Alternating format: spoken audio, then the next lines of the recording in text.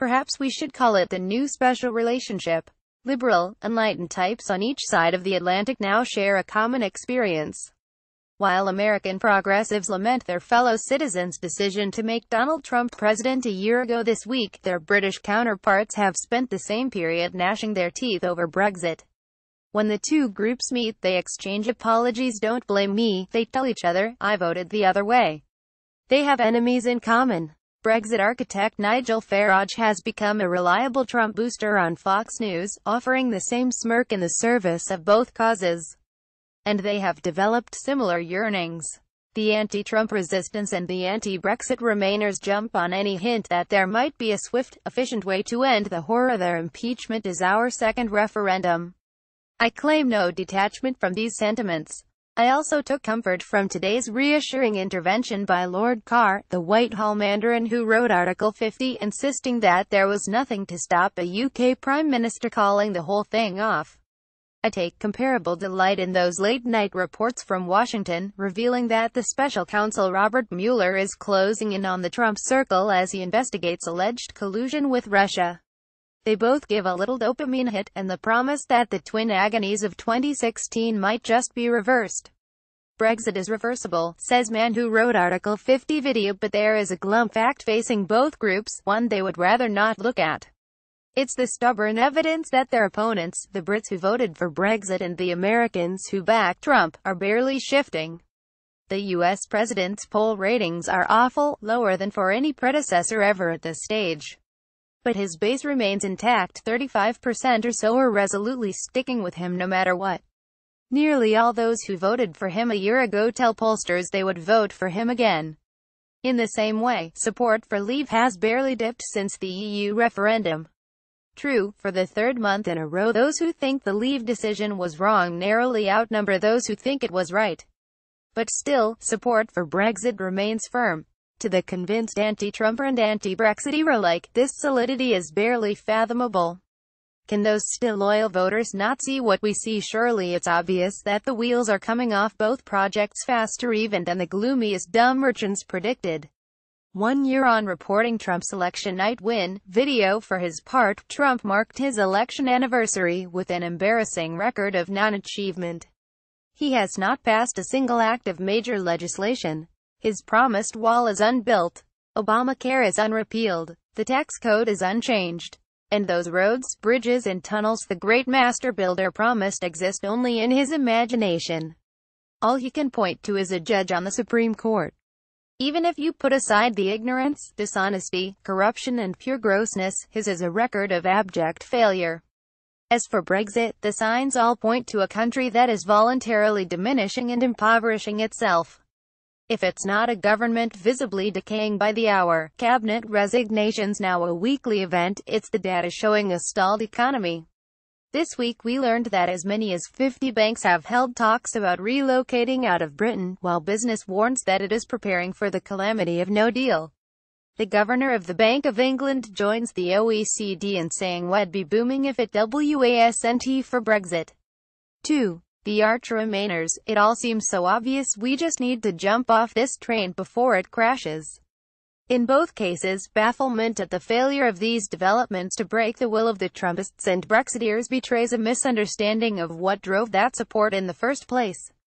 At the elite level, Brexit was always more a utopian fantasy than a concrete program, which renders it immune to attack by mere real-world facts. Similarly, regular voters didn't back Trump because they thought he would be an efficient technocrat, just as they didn't back Brexit on the basis of an economic cost-benefit analysis and concluding that leaving the EU was the most rational choice. Both phenomena were, instead, proxies for a whole cluster of other motives. Bedrock support came from affluent voters who have so far escaped serious scrutiny. Brexit would not have passed without the backing of well-off Shire Tories, just as Trump would have lost without the backing of traditional, well-heeled Republicans. But, for the sake of argument, let's focus on the demographic regarded as decisive: the white voters of those small towns left behind by globalization, if not modernity itself. Johnstown, Pennsylvania, is just such a place, and a revealing report in Politico this week talked to the voters who flocked to Trump a year ago. Most agreed that had fulfilled none of his promises, but they didn't care. He wasn't going to reopen the mines, bring back the old factory jobs, or address the opioid crisis killing their young. They could see that now. Nevertheless, they were with him 100%. Why, as Politico reported his supporters here, it turns out, are energized by his bombast and his animus more than any actual accomplishments. They like the fact that he is constantly lashing out at the people they hate, the elites, the liberal media and, above all, people of color. They understand what Trump was getting at when he went after those black players in the NFL who refused to stand for the national anthem. One Trump-loving couple said they had always believed NFL stood for niggers for life. In other words, the blue-collar Trump vote, so often regarded as a simple if visceral reaction to economic anxiety, was partly, and maybe predominantly, about race and identity, specifically the beleaguered sense of white identity illuminated in a Channel 4 documentary this week by my colleague Gary Younge. Gary Younge interviews Richard Spencer. Africans have benefited from white supremacy video in the UK. The big Leave vote in so many traditionally Labour seats was also read as a cry of pain from industrial towns abandoned and left derelict, with fewer bad jobs, stagnant wages and crumbling public services.